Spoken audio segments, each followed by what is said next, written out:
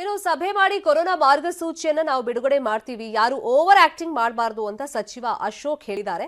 ಈ ವೇಳೆ ಮಾಧ್ಯಮ ಪ್ರತಿನಿಧಿಗಳು ಯಾರಿಗ್ ಸರ್ ಸುಧಾಕರ್ ಅವರಿಗೆ ಹೇಳ್ತಿದ್ದೀರಾ ಅಂತ ಪ್ರಶ್ನೆ ಮಾಡಿದಾಗ ಅಶೋಕ್ ಕಕ್ಕಾಬಿಕ್ಕಿಯಾಗಿದ್ದಾರೆ. ಅತಿ ಹೆಚ್ಚಾಗಿ ಏನು ಓವರ್ ಆಕ್ಟಿಂಗ್, ಯಾವುದೇ ಓವರ್ ಆಕ್ಟಿಂಗ್ ಮಾಡದೆ ಸಾರ್ವಜನಿಕರು ಫ್ರೆಂಡ್ಲಿ ಆಗಿರ್ತಕ್ಕಂಥ, ಅತಿ ಹೆಚ್ಚಾಗಿ ಏನು ಓವರ್ ಆಕ್ಟಿಂಗ್, ಯಾವುದೇ ಓವರ್ ಆಕ್ಟಿಂಗ್ ಮಾಡದೆ ಸಾರ್ವಜನಿಕರು ಫ್ರೆಂಡ್ಲಿ ಆಗಿರ್ತಕ್ಕಂಥ, ಯಾರ ಮೇಲೆ ಕೋಪ ಇದ್ರೆ ತಿರ್ಸ್ಕೊಂಡ್ಬಿಡ್ರಿ. ಅವ್ರ ಮೇಲೆ ಓವರ್ ಆಕ್ಟಿಂಗ್ ಯಾರು ಸರ್ ಮಾಡ್ತಾ ಇರೋದು? ರಾಜ್ಯದ ಜನರು ಓವರ್ ಆಕ್ಟಿಂಗ್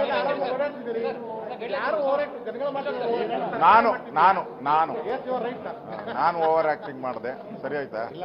ತಿರ್ಗಿ ಅದಕ್ಕೇನ ಬೆಂಕಿ ಹಚ್ಚಿದ್ದೀರಾ? ಅದಕ್ಕೆ ಅದಕ್ಕೆ ಹಚ್ಚಬಾರ್ದು ಅಂತಾನೆ ಹೇಳಿದ್ದೀನಿ. ಸೊ ಸಾಮಾನ್ಯವಾಗಿ ಏನು ಒಂದು ಮುಂಜಾಗ್ರತಾ ಕ್ರಮ ತೆಗೆದು ಇವರು ತಮ್ಮ ಮನೆ ಮೇಲೆ ಹಣ್ಣು ತರಕಾರಿ ಬೆಳಿತಾರೆ, ತಿಂಗಳಿಗೆ 40-50 ಸಾವಿರ ರೂಪಾಯಿ ಸಂಪಾದನೆ ಕೂಡ ಮಾಡ್ತಾರೆ. ಇವರಿಂದ ಕಲಿಬೇಕಾ? ಫ್ರೀಡಮ್ ಆ್ಯಪ್ ಅನ್ನ ಈಗಲೇ ಡೌನ್ಲೋಡ್ ಮಾಡಿ ಕೊಡ್ಬೋದು, ಅದನ್ನ ತೆಗೆದುಕೊಳ್ತೀರಿ. ಯಾರು ಭಯ ಬೀಳುವಂತ ಅವಶ್ಯಕತೆ ಇಲ್ಲ. ಎಲ್ಲನೂ ಇವತ್ತು ಅಥವಾ ನಾಳೆ ಒಳಗಡೆ ಮುಖ್ಯಮಂತ್ರಿಗಳ ಜೊತೆ ಚರ್ಚೆ ಮಾಡಿ ಹೊಸ ಗೈಡ್ಲೈನ್ಸ್ ಅನ್ನ ಇಶ್ಯೂ ಮಾಡ್ತೀವಿ. ಬೆಳಗಾವಿಯಲ್ಲಿ ಮತ್ತೆ ಎಂಇಎಸ್ ನಾಡದ್ರೋಹಿ ಘೋಷಣೆಗಳನ್ನ ಕೂಗಿದೆ. ಬೆಳಗಾವಿ ಮಹಾರಾಷ್ಟ್ರಕ್ಕೆ ಸೇರಬೇಕು ಅಂತ ಘೋಷಣೆಗಳನ್ನ ಕೂಗಲಾಗಿದೆ. ಇದಿಷ್ಟೇ ಅಲ್ಲ, ಕಾರವಾರ, ಬೀದರ್, ಭಾಲ್ಕಿ ಕೂಡ ಮಹಾರಾಷ್ಟ್ರಕ್ಕೆ ಸೇರಬೇಕು ಅಂತ ಹೇಳಿ ಎಂಇಎಸ್ ನಾಡದ್ರೋಹಿ ಘೋಷಣೆಗಳನ್ನ ಕೂಗಿದೆ. ಈಗ ಅಧಿವೇಶನಕ್ಕೆ ಪರ್ಯಾಯವಾಗಿ ಮಹಾಮೇಳಾವ್ ನಡೆಸಬೇಕು ಅಂತ ಪ್ಲಾನ್ ಮಾಡ್ಕೊಂಡಿದ್ರು. ಯಾವಾಗ ಸರ್ಕಾರ, ಪೊಲೀಸ್ ಇಲಾಖೆ ಇದಕ್ಕೆಲ್ಲ ಬ್ರೇಕ್ ಹಾಕ್ತು, ಅದ್ರ ಬೆನ್ನಲ್ಲೇ ಈಗ ಬೇರೆ ರೀತಿಯಾಗಿ ಘೋಷಣೆಗಳನ್ನ ಕೂಗೋದು. ಒಟ್ಟು ಪರಿಸ್ಥಿತಿ ಶಾಂತಿಯುತವಾಗಿರಬಾರ್ದು ಅನ್ನೋದು ಅವ್ರ ಉದ್ದೇಶ ರೀತಿ ಕಾಣಿಸ್ತಾ ಇದೆ. ಛತ್ರಪತಿ ಶಿವಾಜಿ ಪಾರ್ಕ್ನಲ್ಲಿ ಎಂಇಎಸ್ ಮುಖಂಡರು ಸೇರಿದಂತ ಟೈಮ್ನಲ್ಲಿ ಶಿವಾಜಿ ಪ್ರತಿಮೆಗೆ ಮಾಲಾರ್ಪಣೆ ಮಾಡಿ ನಾಡದ್ರೋಹಿ ಘೋಷಣೆಗಳನ್ನ ಕೂಗಿದ್ದಾರೆ. ಇನ್ನು ನಿಪ್ಪಾಣಿಯ ಕೊಗನಹಳ್ಳಿಗೆ ಎಂಇಎಸ್ ಮುಖಂಡರು ತೆರಳುತ್ತಾರೆ. ಅಲ್ಲಿಂದ ಕೊಲ್ಲಾಪುರದ ಡಿಸಿ ಕಚೇರಿ ತನಕ ಬೈಕ್ ರ್ಯಾಲಿಯನ್ನ ನಡೆಸ್ತಾರೆ, ಅಲ್ಲಿ ಮನವಿಯನ್ನ ಕೊಡ್ತಾರೆ. ಅದು ಪ್ಲಾನ್ ಅವ್ರದ್ದು. ಗಡಿ ವಿಚಾರದಲ್ಲಿ ಕೇಂದ್ರ ಸರ್ಕಾರ ಮಧ್ಯಪ್ರವೇಶ ಮಾಡಬೇಕು ಅಂತಾನೂ ಎಂಇಎಸ್ ಪುಂಡರು ಆಗ್ರಹವನ್ನ ಮಾಡಿದ್ದಾರೆ.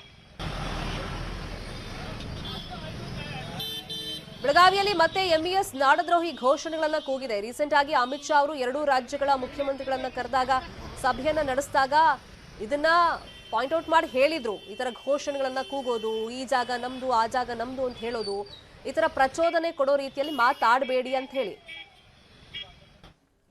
ಒಂದ್ ಕಡೆ ಮೋದಿ ಮಧ್ಯಪ್ರವೇಶಕ್ಕೆ ಎಂಇಎಸ್ ಆಗ್ರಹವನ್ನ ಮಾಡ್ತಾ ಇದ್ರೆ, ಮತ್ತೊಂದ್ ಕಡೆ ಕರ್ನಾಟಕದ ವಿರುದ್ಧ ನಿರ್ಣಯಕ್ಕೆ ಸಿದ್ಧತೆಗಳು ಆಗ್ತಾ ಇದೆ. ಖಂಡನಾ ನಿರ್ಣಯಕ್ಕೆ ಮಹಾರಾಷ್ಟ್ರ ಅಸೆಂಬ್ಲಿ ಸಿದ್ಧತೆಯನ್ನ ಮಾಡಿದೆ.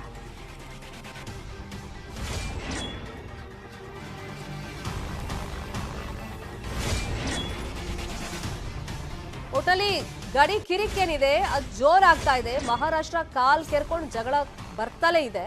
ಈಗ ಮಹಾರಾಷ್ಟ್ರದ ವಿರುದ್ಧ ಕರ್ನಾಟಕದಲ್ಲಿ ಖಂಡನಾ ನಿರ್ಣಯ ಆಗಿರೋದ್ರಿಂದ ಕರ್ನಾಟಕದ ಖಂಡನೆಗೆ ಮಹಾರಾಷ್ಟ್ರದಿಂದ ಖಂಡನಾ ನಿರ್ಣಯವನ್ನ ಮಾಡೋದಕ್ಕೆ ಈಗ ಅಸೆಂಬ್ಲಿಯಲ್ಲಿ ಸಿದ್ಧತೆಗಳನ್ನ ನಡೆಸ್ಕೊಳ್ತಾ ಇದ್ದಾರೆ. ಯಾವ ತರ ಅಂದ್ರೆ 10 ಪಟ್ಟು ಪರಿಣಾಮಕಾರಿ ಖಂಡನಾ ನಿರ್ಣಯ ಅಂತ ಮಹಾರಾಷ್ಟ್ರ ಹೇಳ್ಕೊಂಡಿದೆ.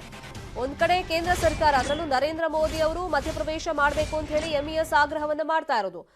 ಮತ್ತೊಂದ್ ಕಡೆ ಕರ್ನಾಟಕದ ವಿರುದ್ಧ ನಿರ್ಣಯಕ್ಕೂ ಕೂಡ ಅಸೆಂಬ್ಲಿಯಲ್ಲಿ ಸಿದ್ಧತೆಗಳು ಆಗ್ತಾ ಇದೆ.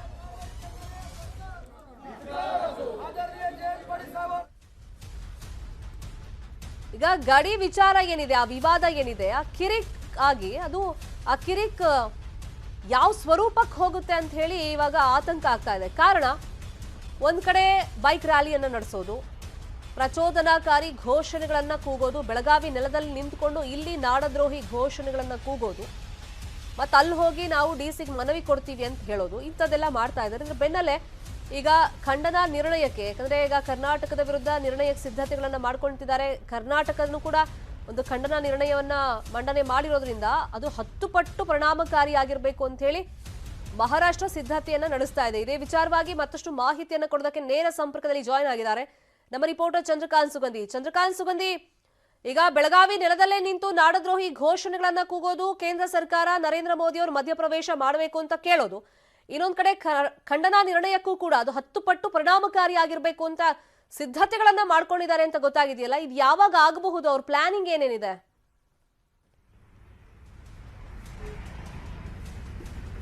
ಶರ್ಮಿತಾ ಶೆಟ್ಟಿ, ಈಗ ಬೆಳಗಾವಿಯಲ್ಲಿ ಚಳಿಗಾಲದ ಅಧಿವೇಶನ ನಡೀತಾ ಇದ್ದು, ಅಲ್ಲೂ ಕೂಡ ಮಹಾರಾಷ್ಟ್ರದ ನಾಗಪುರದಲ್ಲಿ ಚಳಿಗಾಲದ ಅಧಿವೇಶನ ನಡೀತಾ ಇದೆ. ಇನ್ನು ರಾಜ್ಯದಲ್ಲಿ ಈಗ ಗಡಿ ವಿಚಾರ ವಿಧಾನಸಭೆಯಲ್ಲಿ ಚರ್ಚೆಯಾಗಿ ಮಹಾರಾಷ್ಟ್ರದ ವಿರುದ್ಧ ಖಂಡನಾ ನಿರ್ಣಯವನ್ನು ಏನು ಮಂಡಿಸಲಾಗಿದೆ. ಇದಕ್ಕೆ ಮಹಾರಾಷ್ಟ್ರ ಸರ್ಕಾರದಲ್ಲೂ ಕೂಡ ವ್ಯಾಪಕವಾಗಿ ಚರ್ಚೆ ಆಗಿರ್ತಕ್ಕಂಥದ್ದು. ಮಹಾರಾಷ್ಟ್ರ ವಿಧಾನಸಭೆಯ ಮುಂದೆ ಅಗಾಡಿ ಅಂದ್ರೆ ಎನ್ಸಿಪಿ, ಕಾಂಗ್ರೆಸ್ ಮತ್ತು ಶಿವಸೇನೆ ಠಾಕ್ರೆ ಬಣದ ಶಾಸಕರು ಇತ್ತೀಚೆಗೆ ಪ್ರತಿಭಟನೆಯನ್ನು ನಡೆಸಿದ್ರು. ಜೊತೆಗೆ ಏನು ಮಹಾರಾಷ್ಟ್ರದ ಗಡಿ ಉಸ್ತುವಾರಿ ಸಚಿವ ಶಂಭುರಾಜ್ ದೇಸಾಯಿ ಅವರು ಕೂಡ ಹೇಳಿಕೆಯನ್ನು ಕೊಟ್ಟಿದ್ದು, ಕರ್ನಾಟಕದಿಂದ 10 ಪಟ್ಟು ನಾವು ಕಠಿಣ ನಿರ್ಧಾರವನ್ನು ಕೈಗೊಳ್ತೀವಿ ಅಂತ ಹೇಳಿದ್ದಾರೆ. ಆದರೆ ಯಾವತ್ತೂ ಖಂಡನ ನಿರ್ಣಯ ಮಂಡನೆ ಮಾಡ್ತಾರ ಅಥವಾ ಬೇರೆ ಅವರ ಪ್ಲಾನ್ ಏನಿದೆ ಅಂತಕ್ಕಂಥದ್ದನ್ನ ಅವರು ಬಿಟ್ಟುಕೊಟ್ಟಿಲ್ಲ. ಯಾಕಂದ್ರೆ ಇನ್ನು 5-6 ದಿನಗಳ ಕಾಲ ಮಹಾರಾಷ್ಟ್ರದ ನಾಗಪುರದಲ್ಲಿ ಒಂದು ಚಳಿಗಾಲದ ಅಧಿವೇಶನ ನಡೆದಿದ್ದು, ಅಧಿವೇಶನದ ಒಳಗಾಗಿ ಈ ಒಂದು ನಿರ್ಣಯವನ್ನ ಮಹಾರಾಷ್ಟ್ರ ಸರ್ಕಾರ ಕೈಗೊಳ್ಳಲಿದೆ. ಅದೇ ರೀತಿ ಇವತ್ತು ಬೆಳಗಾವಿಯಿಂದ ಏನು MES ಕಾರ್ಯಕರ್ತರು ಬೆಳಗಾವಿಯಿಂದ ಹೊರಟಿದ್ದು, ಈಗ ಕುಗ್ನೊಳ್ಳಿ ಚೆಕ್ ಪೋಸ್ಟ್ ಇಂದ ಬೈಕ್ ರ್ಯಾಲಿ ಮೂಲಕ ಕೊಲ್ಲಾಪುರ ಜಿಲ್ಲಾಧಿಕಾರಿಗೆ ಮನವಿಯನ್ನು ಸಲ್ಲಿಸಲಿದ್ದಾರೆ. ಪ್ರಮುಖವಾಗಿ ಗಡಿ ವಿಚಾರದಲ್ಲಿ ಏನು ಕೇಂದ್ರ ಸಚಿವ ಅಮಿತ್ ಶಾ ನೇತೃತ್ವದಲ್ಲಿ ಇತ್ತೀಚೆಗೆ ದೆಹಲಿಯಲ್ಲಿ ಒಂದು ಸಭೆಯಾಗಿತ್ತು. ಈಗ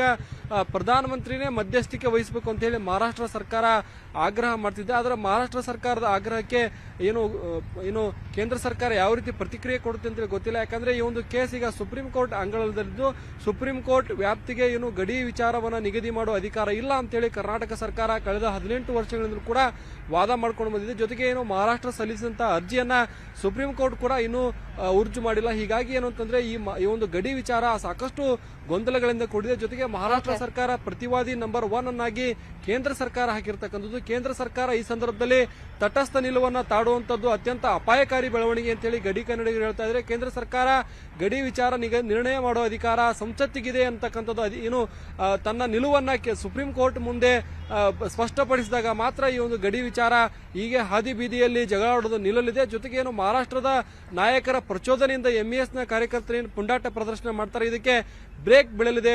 Sharmita Shetty. Fine, thank you Chandrakant. ಈ ಕ್ಷಣದ ಅಪ್ಡೇಟ್ಸ್ಗೆ. ಸಿಟಿ ರವಿ ಕಳ್ಳಬಟ್ಟಿಗೆ ಪ್ರೋತ್ಸಾಹ